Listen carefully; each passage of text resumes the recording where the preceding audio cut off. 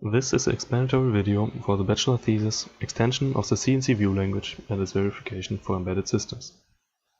CNC modeling is used in many industries for the development of software systems, especially in the automotive industry. On this image you see an excerpt of the public demonstrator of an advanced driver assistance system modeled in Simulink from the Daimler AG. This is an example of an excerpt of a car's software architecture made out of 7 components. The car has 2 subcomponents: driving and ALS, an abbreviation of Adaptive Light System. The driving component itself is built up of 4 subcomponents: ADAS, which stands for Advanced Driver Assistance System, Park Assist, a component that deals with the parking assistance system, and 2 switches which control which output is being used. Additionally, ports and connectors that connect these ports are shown. Port types and some names are omitted to avoid clutter. This model is already pretty complex, even though it's just made out of 7 components. Manually verifying and documenting requirements in large software systems with several hundred components, like the one shown before of the Daimler AG, is very difficult. CNC views have been developed to face exactly that problem. The CNC view language was developed to specify structural properties of CNC models in an intuitive way, and the modeling of views is similar to the modeling of CNC models. Views offer abstractions over the hierarchy, the ports, names and types, and the control flow of the model. It is therefore possible to define use cases or requirements by only showing a very abstract subset of the original model.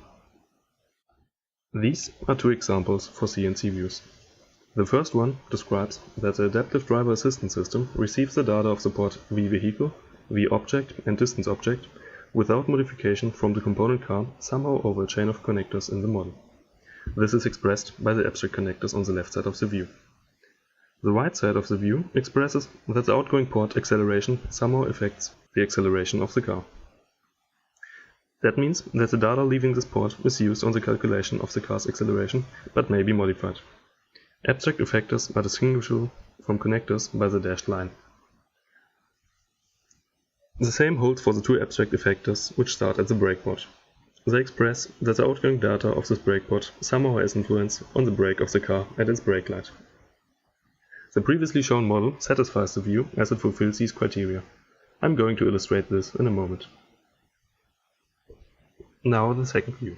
First, note that the 3 shown components, ADAS, Park Assist and ALS, are now on the same hierarchical level.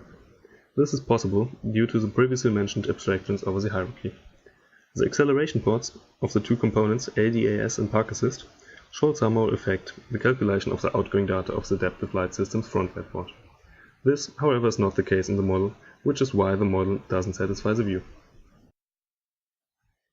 Based on this, we can define the satisfaction relation between models and views as: a CNC model satisfies a CNC view if and only if all elements and relations shown in the view have a satisfying concretization in the model. That means in more detail that all components and their respective ports occur with the correct names, types and directions, all containment relations comply with the view, and all abstract connectors can be mapped onto a chain of connectors. This also holds for abstract effectors, but the chain may additionally include effectors. Now I am going to illustrate how the first view is satisfied by the model. At first, we can see that the component ADAS is contained in the car component. All containment relations of the view are therefore fulfilled, as the view only consists of these 2 components. Secondly, all 3 abstract connectors of the view can be mapped onto the model's connectors, as highlighted here. At last, we can see how the 3 abstract effectors are concretized in the model. The upper one is marked in green and the lower 2 in orange. Note that the ALS and the 2 switch components are not part of the chain itself, but include effectors of their input to the output ports, and they are atomic and incorporate computations. These effectors are omitted here. At last, I am going to present witnesses. Witnesses are generated after checking whether a model satisfies a view or not, and provide information to the developer. In case of satisfaction, a witness is called positive as negative. They illustrate how the view's content is implemented in the model. That would be the previously shown highlighted components, ports and connectors. In case of non-satisfaction, witnesses provide small subsets of the original model to support the error detection. Here we can see the witness that would be generated after trying to verify our model against the second view.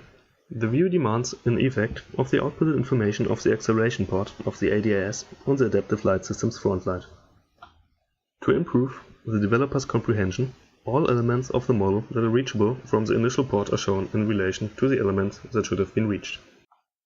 Additionally, a description that exactly states the fault is being given in English.